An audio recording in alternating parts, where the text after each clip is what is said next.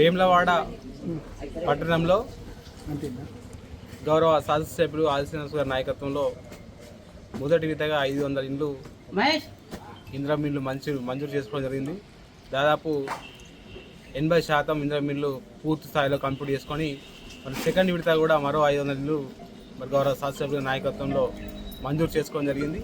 మరి 500 ఇండ్లు గాను మరి ఏదైతే మొట్టమొదటిగా గుడిసెలో ఉన్నటువంటి వారికి ప్రయారిటీ ఇవ్వాలని చెప్పి ఉద్దేశంతోనే గౌరవ శాసనసభ్యుల గారి నాయకత్వంలో మరి ఈరోజు 18వ వార్డులో నల్ల జమున వారికి ఈ యొక్క ఇందిరమ్మ ఇల్లు మంజూరు శాంక్షన్ జరిగింది. మరి దానికి గాను ఈరోజు భూమి పూజ చేసుకోవడం జరుగుతుంది. మరి అట్లాగే వేములవాడ పట్టణం ఉన్నటువంటి పేదలందరికీ ఇందిరమ్మ ఇళ్ళతో పాటు మరి ఏదైతే నిరుపేదలకు కూడా జాగా ఇచ్చి 5 లక్షలు ఇచ్చే స్కీమ్ కూడా త్వరలో ప్రారంభం కాబోతుంది గౌరవ శాసనసభ్యుల నాయకత్వంలో. మరి ఇప్పటికే స్థలాల కోసం చూస్తున్నారు గౌరవ కలెక్టర్ గారి నాయకత్వంలో.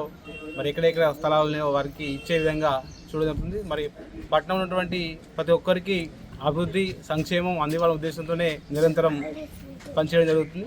మరి ఇక్కడ కూడా ఇంకా ఎవరైనా ఇల్లు కట్టుకోవాలని చెప్పి అడుగుతా ఉన్నటువంటి వాళ్ళు ఇల్లు కట్టుకోవాలనే ఉద్దేశం ఉంటే ఖచ్చితంగా వార్డు కౌన్సిలర్ కానీ ఇందిరమ్మ కమిటీ సభ్యులు అయితే గౌరవ శాసకులు తెలిపినట్లయితే ఖచ్చితంగా వారికి 5 లక్షలు మంజూరు చేసే విధంగా ప్రయత్నం చేస్తామని తెలియజేసుకుంటూ, అదేవిధంగా వేములవాడ పట్టణంలో ఇప్పటికే 4,20,00,000 రూపాయలతో గౌరవ శాసనసభ్యుల గారు మున్సిపల్ ఎలక్షన్ ముందే తీసుకోవడం జరిగింది. మరి వాటి టెండర్లు పూర్తి చేసుకొని మరి ఆ పనులు కూడా ప్రారంభించుకుంది. మరి ఇప్పటికే బ్రిడ్జి పనులు కానీ ఇతరత్ర రోడ్డు పనులు కానీ ఇతరత్ర పనులన్నీ సరిగ్గా జరుగుతున్నాయి. మరి వారి నాయకత్వంలో ఇంకా వేములవాడ పట్టణాన్ని అన్ని రంగాల్లో అభివృద్ధి చేస్తామని తెలుసుకుంటూ ఈ కార్యక్రమంలో భూమి పూజ కార్యక్రమంలో వచ్చినటువంటి గౌరవ వార్డు కౌన్సిలర్లకు, అదేవిధంగా సీనియర్ నాయకులకు, కోఆప్షన్ సభ్యులకు, మరి ఇందిరమ్మ కమిటీ సభ్యులకు, అధికారులందరికీ పేరుపై ధన్యవాదాలు.